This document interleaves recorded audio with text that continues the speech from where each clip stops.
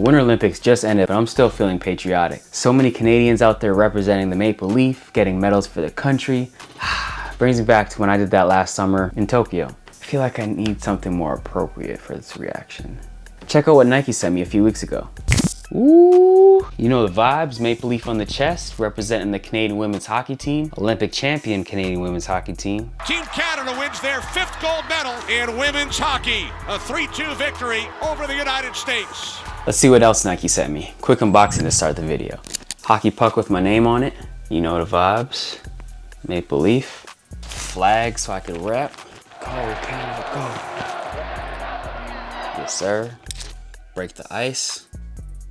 And then they sent me coin hockey. I have never seen this before or heard of this before. If anybody knows how to play this or have played it before, hit me up down in the comments because this looks dope. Very Canadian. And last but not least, Maple Leaf on ice. Little poster for the background. If you watch my 3 goals for 2022 video, you see this chilling in the background. Dope, man. Appreciate it, Nike. And if you enjoyed that quick unboxing, check out this video here for a full Nike unboxing video. Let's get back to the reaction though. I left Tokyo with a bronze medal in the 4x100m relay, which could be getting upgraded to a silver. So make sure you watch this video all the way through to the end to get my reaction to a possible medal upgrade. And without any more waiting, it's time to react. All right, let's get into it. Once again, shout out to the in-laws for the footage. Your boy. Got the flag popping. A little slow-mo action. Yes, sir.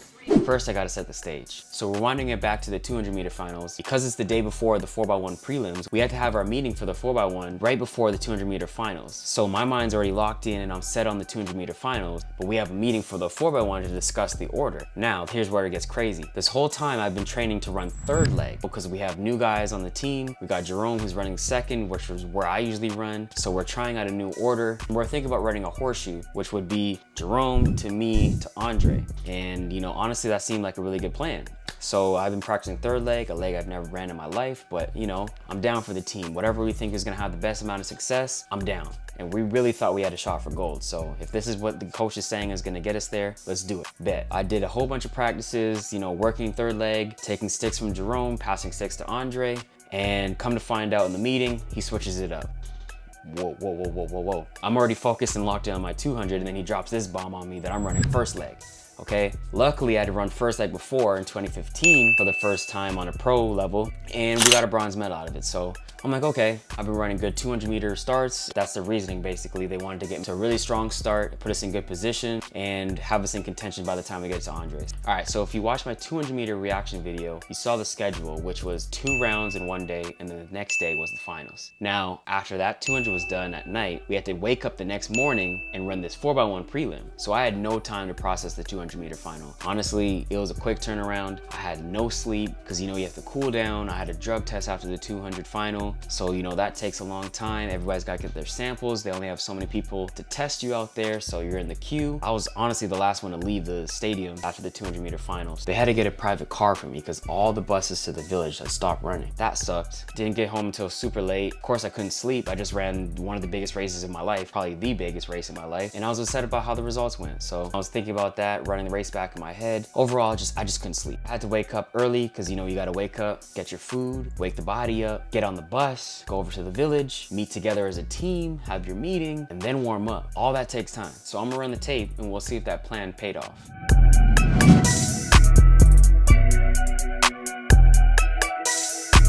So setting the lineup here, you can see the season's best. I wasn't a part of the team that ran 38:29. They ran that in Great Britain at the Birmingham Diamond League. I missed that race because I went back home to train, but you know, it was a strong, solid run from the squad. You can see here, you got me, opening up.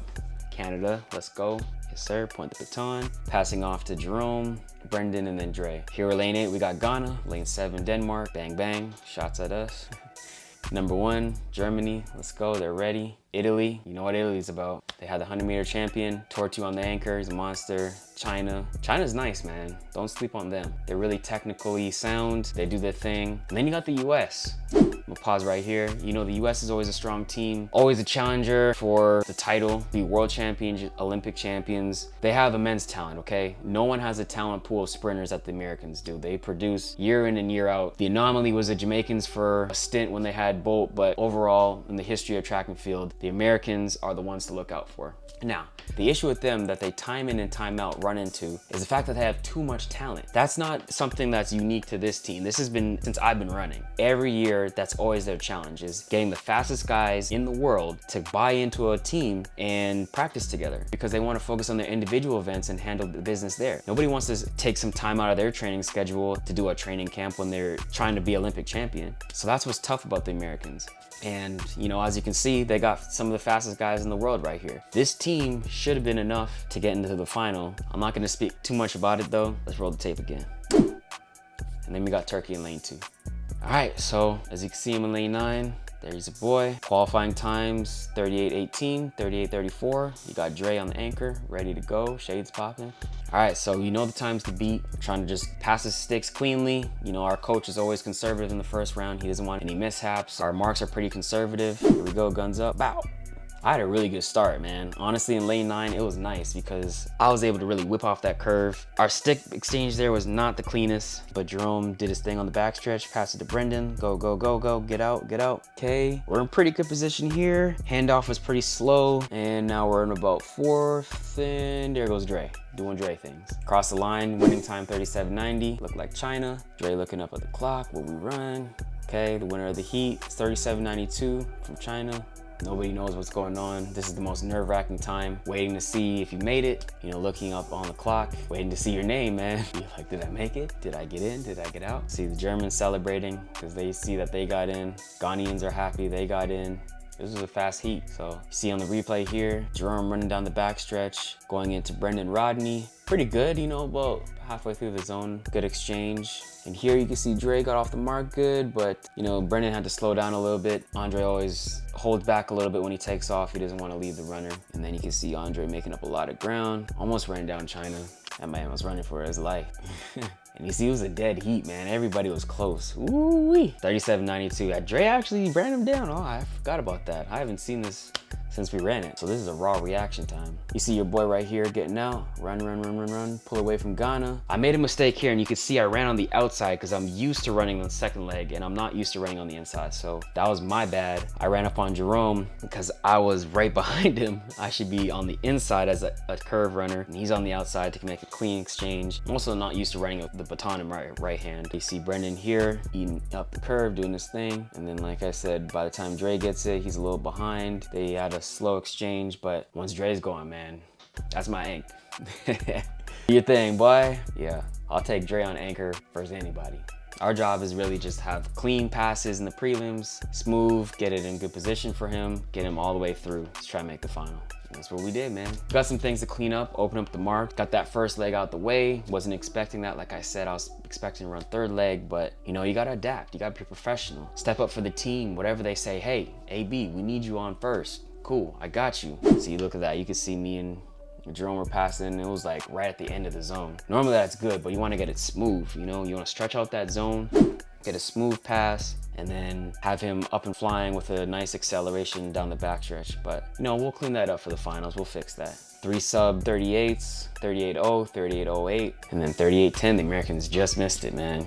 So at this point, we're saying, okay, the most talented team is out. We have a really good shot at getting gold, man. If we just stay focused, run a clean race, you know, we're right there. You see in this graphic, we're tied for second. Jamaica ran a good race, 37.82, but that's nothing that we can't do. You know, we ran 37.6 in Rio, and we felt like we had a stronger team than that. Great Britain's always a strong team as well, 38.02, but there's no reason why we can't do it. So we'll see what happens in this final.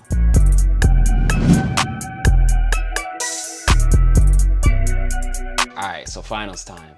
So we had our final meeting, we debriefed, went over the numbers in the prelims, we saw where we could improve, what we had to do. Now we're going for broke. We have our team meeting, we're all in there, we're hyped, we're ready, rested, not waking up. The night after the 200-meter final, we got a good day's rest. We're running at night, we're focused. We looked at the numbers, we saw that we had a really good chance to win. If everybody just runs the same way we did in the prelims with our zone passes, but open up our marks, we got a good chance to win. We got guys that can go toe-to-toe with everybody in the world. and we trust each other. If you see in the Olympic vlog video that I put out, you could see the camaraderie between us. We've been friends for years, man. These relay teams, you know, I've been with Brendan Rodney since 2015. I've been with Dre since 2015. My first relay was 2013, where we got a bronze in Moscow. I know all these guys. We might have a different leg here and there, but for the most part, we know each other. We vibe with each other. So now it's just about trusting and going for gold, man, because that's our aim. We were not settling for nothing less. That is what we wanted. So let's see how it shakes out. Intros, let's see who's got the best intro. Comment down below who has the best intro.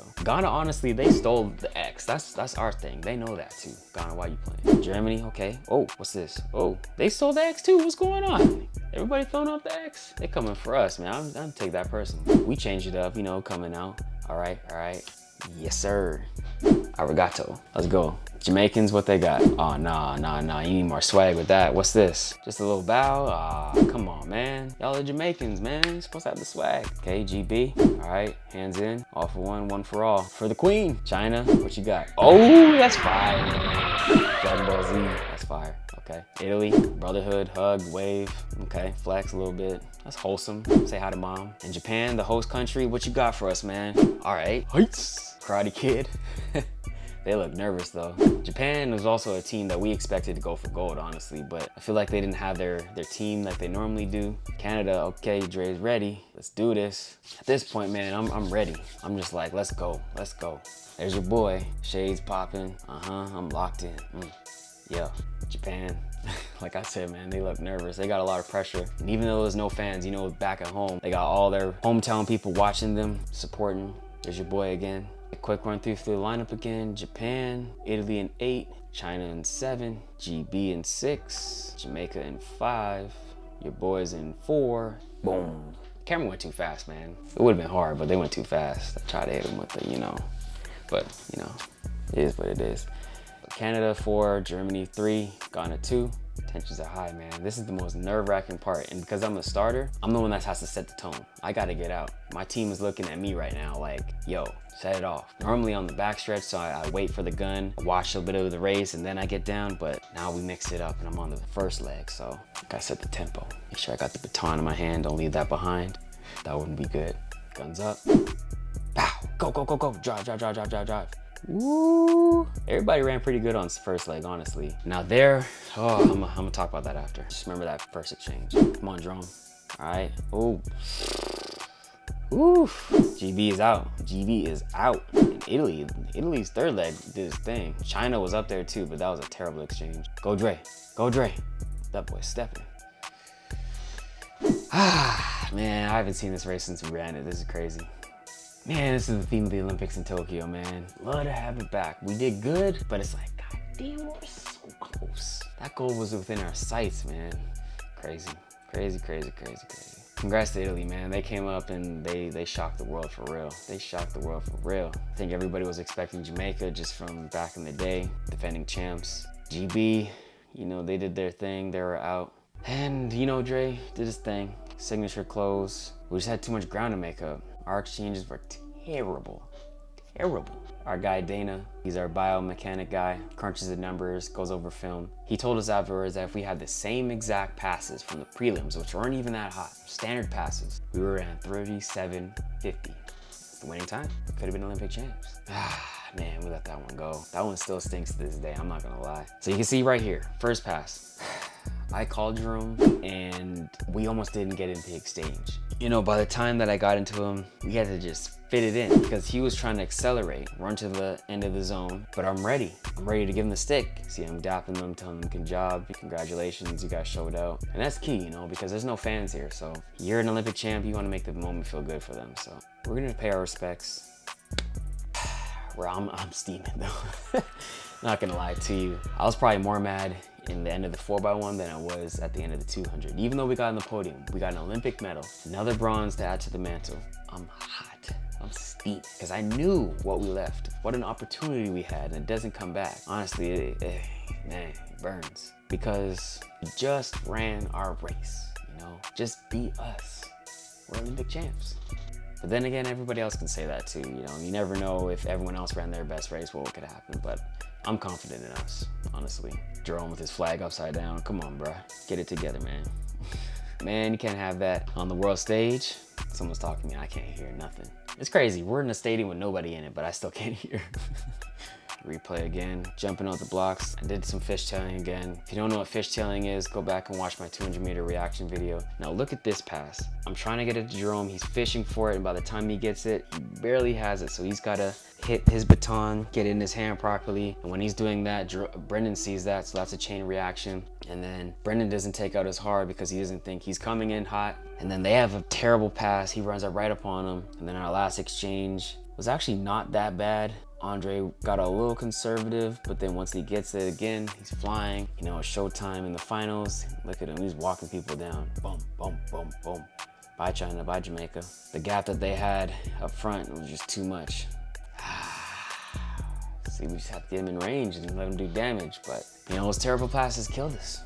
Let that be a lesson to you kids. You could have the fastest guys and be the favorites based on names and what people have run on paper.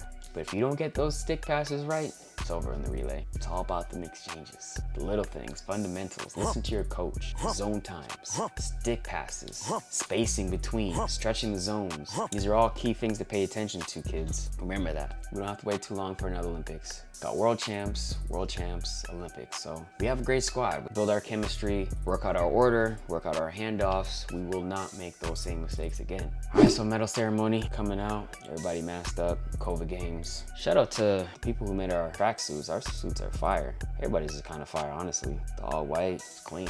Looking good on the podium. Here's your boys, standing in order, the order that we ran. Wave to the imaginary crowd that's not there. And then we get our medals, man. It's still a very special moment when you get your medal. This is the thing that you work so hard for, put in all those hours of training for this moment here to get an Olympic medal.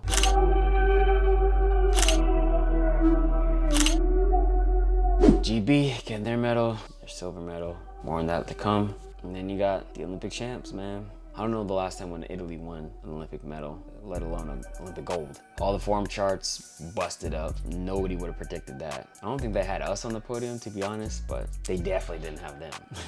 I don't know what their seed time was coming in, but there was no indication that they were gonna do this. But then nobody saw Marcel Jacobs winning the 100, so once you account for that, you see they got some talent. But yeah, once again, I'm steaming. We're right beside them, so we see them and how happy they are, how excited they are to get their golds. They're up higher on the podium, and you're thinking, damn, that should be us. We should be up there, man. We should be celebrating on the middle stand. We should be the last ones. We should see the Canadian flag rising the highest, but instead we see the Italian flag. It's just little things, man. Then we gotta listen to their anthem. Nah.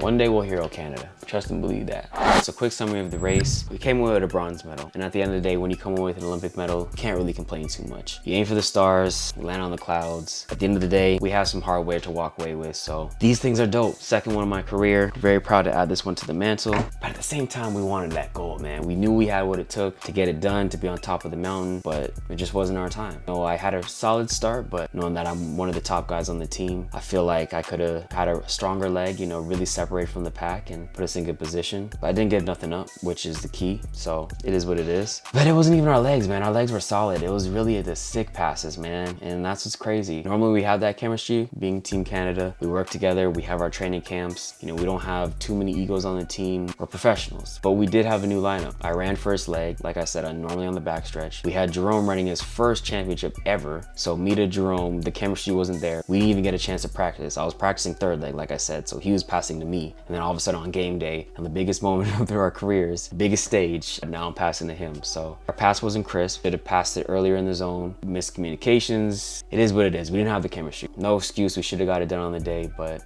honestly, the best exchange is usually our worst, which is Andre taking it from Brendan, but even that wasn't spectacular. So area of improvement, man, is what it is. We gotta get better at our stick passes. We have the speed. It's just getting the passes clean through the zone with a good zone time. That's so key in the 4x100 relay. Don't think it's just all putting the 4 fastest guys out there and you automatically win. We've seen time and time again, teams that are very solid and fundamentally sound come through, take podium spots when they shouldn't have, or at least on paper they shouldn't have. But you put in the work and it shows when you come out on game day. Our team will come back, we're hungry, we're thinking bigger. If you haven't seen my Think Bigger video, I'll link that right here.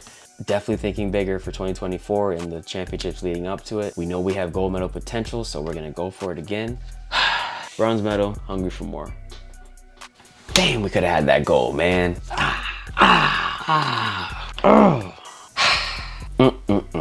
Damn. Is what it is.